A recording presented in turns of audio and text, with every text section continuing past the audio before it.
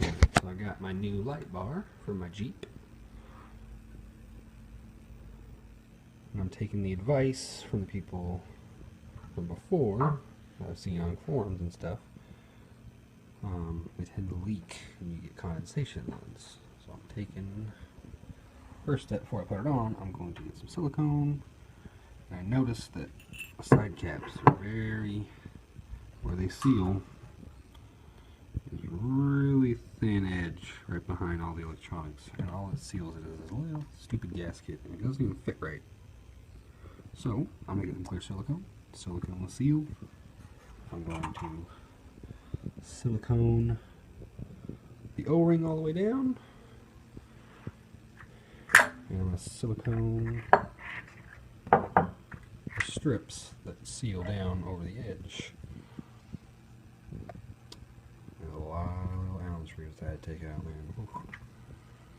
It should be watertight before I put it on. So it should be good. You get a better view. Underneath the fin, there's only like a little, tiny, thin little edge that would separate out the inside from the outside. I said only a crappy little gasket that seals it, so we'll make it watertight before we put it on. And I'll be back in a little while after I get it on the Jeep. Alright, so I got the new light bar all sealed up with some silicone.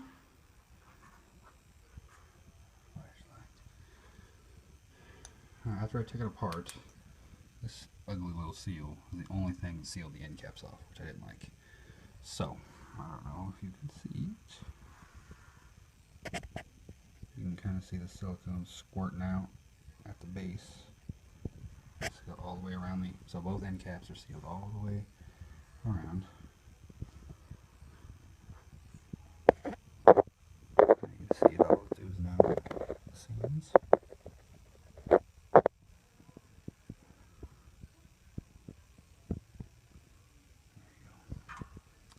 Sealed both end caps, and then just to make sure, I went ahead and put a lot of silicone around the power cord, just in case any water would get in there. And then I was going to take the O-ring out all the way around and silicone on both sides of it, but after I looked at it, it actually looks like it does do a really good job of sealing. So what I ended up doing is putting it back in place and then siliconing these strips on the edge. I go all the way around. I put silicone, so basically the edge of the plexi and to the edge of the metal housing, it's sealed underneath this strip. So even if water were to get in, it would have to get past the silicone that I just put in. And if I messed that up, which I guarantee you I didn't because I went way overboard, it still has the O-ring, which I'm pretty sure would pretty much seal it up. So I'm feeling pretty confident it's not going to leak. I got my brackets mounted to my Jeep now. It's a little too it's not going to fit. This light bar is a little too wide, so I'm going to do some cutting on that probably tomorrow, and then I'll get this thing installed. Alright, I'll be back when I have the brackets off the Jeep and ready to modify them. Alright, so these are my Rough Country 50-inch light bar brackets that I bought. I bought them because they were cheap, like about 90 bucks on Amazon. Surprisingly thick, heavy. I mean, they weigh like, I don't know, 2 pounds, 3 pounds a piece. Really thick, a lot stronger than I thought they were going to be. I thought they were going to be a lot thinner. It looked cheesy in the pictures. The finish on them is not that great. The edges are really rough. The powder coat isn't the greatest, so I don't feel bad about having to modify these. My light bar is 51 3/4 wide, and this thing I'll actually, when I had it bolted to my Jeep, I only had 50 3/8, I think. 50 3/8 was what the width was between the two points. So what I'm going to do is I'm going to cut out 3/4 of an inch of these two posts and bring my bracket over, spacing it out. Should have about almost 52 inches. That'll give me enough room for washers and everything in my light bar, and hopefully if I do it right, you probably can't even tell. We have to do a little gusseting. We'll see. So I'm going to hack these up, re-weld them, sand them all down, smooth out all the edges, paint them satin black. Hopefully turns out well. I'll be back in a little bit. Alright.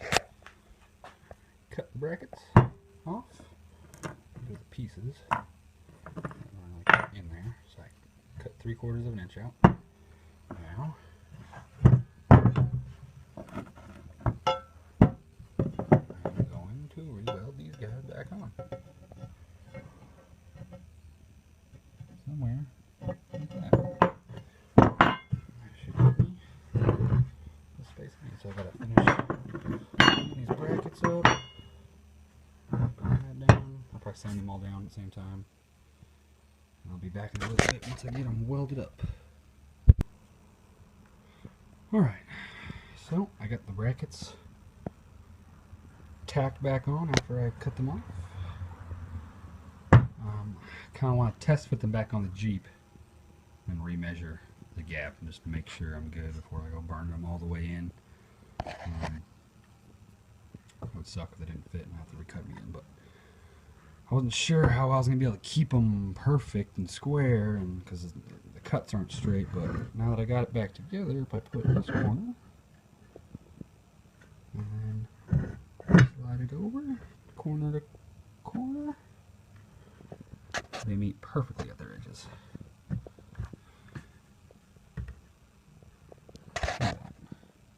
Almost like I knew what I was doing. So if they're touching perfectly in their center and they're perfectly lined up and their angles are, if it was off, I would know it. So since they touch perfectly on their edges right at the center, looks like they are going to be pretty straight. I was afraid that it might be hard to make them perfect and my light would sit crooked, but looks, I'm feeling good about it. So I'm going to go test fit them on the Jeep real quick, measure it, make sure the light bar will fit. And then if it's all's good, I will come back and re-weld, finish welding these. And then I'll clean up all the welds, clean up all the edges, sand them all down, give them a shot of maybe some satin black spray paint. And I'll be back after I get them on, I guess, and then we'll get the light bar up there. I'll show you how to wire that up. Alright, I'll be back in a few. Alright, I got the brackets mounted back on the Jeep. Seem like they fit fine. And when I measured it, I got exactly, which is awesome.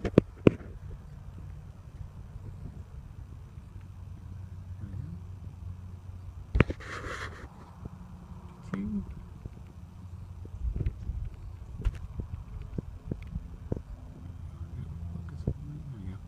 52 inches exact, which is perfect.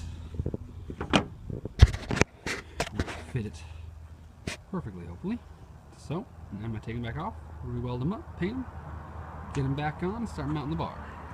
I got them painted, back on the Jeep. Looking really good. I could have spent a little bit more time on the metal finish, but I was doing it on my lunch break, so I kind of rushed. And I'm not really happy I didn't have satin. All I had was high gloss. So they're kind of shinier than I'd like them to be. Kind of like them to match the hood, but I could always repaint them. Alright, I'm going to go with the light bar and come throw it in. Alright, I got my light bar mounted. Fit beautifully. I just put some rubber washers between it. I got some locking screws so I can steal it. Like security exits. I haven't wired it yet. I decided to drive it around and it whistled bad, like everyone was talking about in the forums. So what I did is I took a piece of fluorescent tube. It's like a plastic tube you put a fluorescent bolt in to stop it from shattering and raining down glass. So I split it and ran it down the center and zip tied it on for now. And now it doesn't whistle at all. I've been up to about 80 miles an hour. I hear some wind noise, but no whistle. And let me tell you, that whistle was insane. Insane. There's no way I would have taken the light bar off if that would happen. It was that bad. haven't wired it yet, but I'm going to probably tuck it back here, and when it gets down to here, it gets really tight. So there's a rubber gasket. I may take a grinder and grind a little slot on the inside edge. I'm thinking I'm going to run the wire down here and down into the cowl maybe. We'll figure it out. That'll probably be my weekend project. And it looks and fits perfect. I mean, if the tube starts to get too hot when I'm running it, I could always on the trail pop it off and put it back on with some zip ties, but definitely not going to be driving freeway speeds without it. The whistle is insane. Alright, I'll be back once I get it off and wired up, I guess, and I'll show you how I wire it. I'll be back. Alright, got the light bar all wired up. Let's see it. The light comes on.